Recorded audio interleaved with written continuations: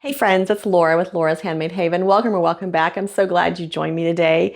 We're continuing our Scrappy Strips 2 quilt using the Kaleidoscope Fabrics from Benartex Fabrics.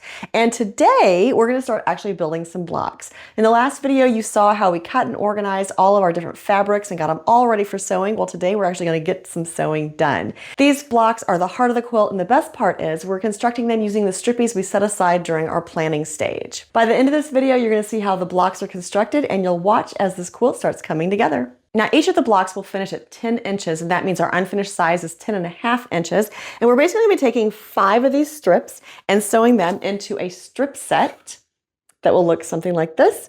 And then eventually we're going to end up with 10.5-inch square blocks like this for our Scrappy Strips 2 quilt. One of my goals for this quilt was to maximize the use of that strippy set, and you're going to see how that is pretty much the majority of where the strips are used in the Scrappy Strips 2 quilt. Now, if you don't have a strippy set or a jelly roll lying around, it's okay. You can always use yardage and cut your 2.5-inch strips. If you watched the planning video, you know that I set aside 20 of these strips for my blocks. What you didn't see me do off camera was I auditioned all the strips side by side, and I divided them into 4 groups of 5.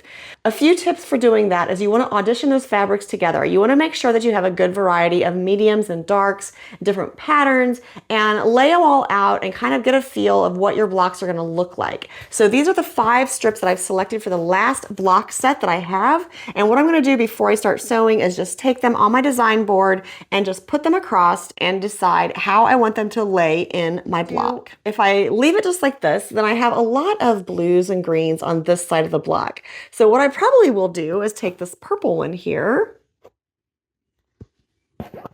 shift the blue over, because I don't want these 2 patterns to be right next to each other.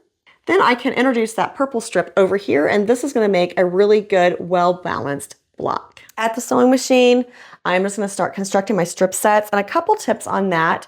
One, you do want to try to keep them in order that you laid them out on your design board, but if it doesn't work out that way, it's not the end of the world. It's probably going to be fine no matter what you do, because we have so many beautiful colors and movement in this kaleidoscope line that I really feel like any way you put it together, it's going to turn out gorgeous.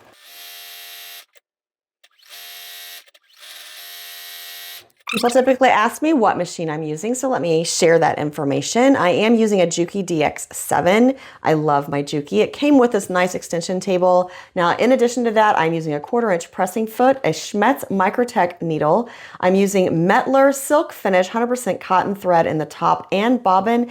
And I'm using a magnetic seam guide right here because it allows me to get my strippies laying together and then not have to worry quite so much about that 1/4-inch seam.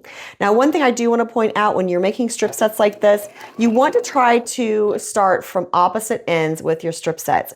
I like to leave my selvages on my strips. That way I know that I'm starting from the printed end or the non-printed end, and I can reverse them back and forth. What that's going to do is just make sure that when I put my strip set together that I don't get that bow or arch in it that you'll sometimes do if you start sewing from the same end over and over and over with the strip set. I do try to chain piece as much as I possibly can when I'm building my strip sets, but with these 5 strips, there's times that you just can't. So now I know that all of these strips are set, right? And see how I mentioned this, but let me show you what I mean. You see how this end of the selvage, they're all the same? Well, the other end of my strips are also the same. They're the printed selvages instead of the non-printed selvages. And that's the one way that I have in my mind to keep track of which end I'm sewing from. I'm either sewing from that printed selvage or the non-printed selvage.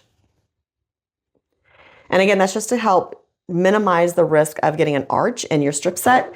With 5 strips, you probably don't have too big of a risk of that unless you're pulling a lot on your fabric, but you'll notice that I'm just kind of letting my fabric hang and I'm just letting it feed through the machine. I'm letting the machine do the work for me. And that's really a really good approach to doing strip sets. Now, one strip set will create 4 blocks for our quilt. So we need 4 of these, and then we'll press them, and then we'll start subcutting them into the blocks. Now that our strip set is sewn together, we're ready to press. So let's go over to the ironing board and let me talk to you about what I like to do on pressing strip sets. When I'm pressing a strip set, what I like to do is make sure that all of my seam allowances go the same way. I don't do open seams. I press them to one side, and I like to press them all to the same side on my entire strip set. So I'm not going to like go down the middle and press them out. I'm just going to start on the lower edge here, and I'm going to raise this up a little bit and start pressing that seam away from me. And I like getting it started on this end first before I start working my way down the strip set, just because I feel like it gives me a good starting point. And just run the iron right along that seam, pressing it away from you.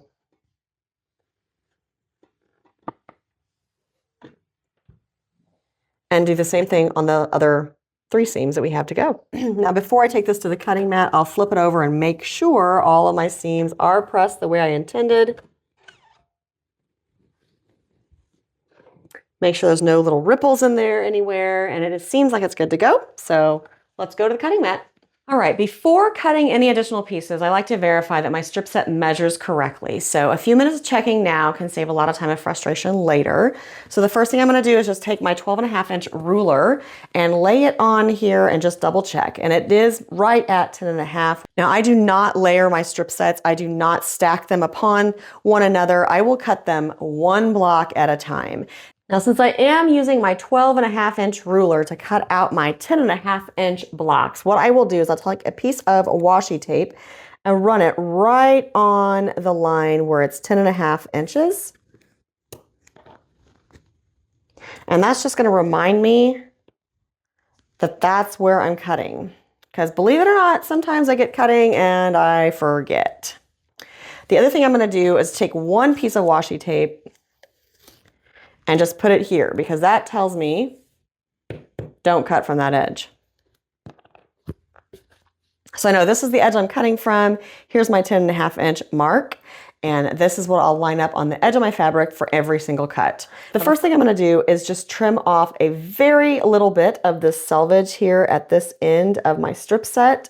You just want to get right past the selvage. Don't get crazy. Don't cut off 2 inches or anything like that, because if you're wanting to get 4 blocks out of this strip set, you're going to need every little bit you can get. All right, so I have my strip set laying here on my cutting mat, but I'm not really using my cutting mat to cut my strip set. I'm using my ruler, lining it on that 10.5-inch mark and cutting 1 block at a time. So I have 16 of these to cut, so I'm going to keep cutting and then I'll meet you at the design wall. At this point, the blocks are all finished and cut and trimmed to the size they need to be, and they're ready for the design wall. In the next video, we'll lay out all 16 blocks, make our cornerstones, lay out our quilt top center, and start assembling our quilt top.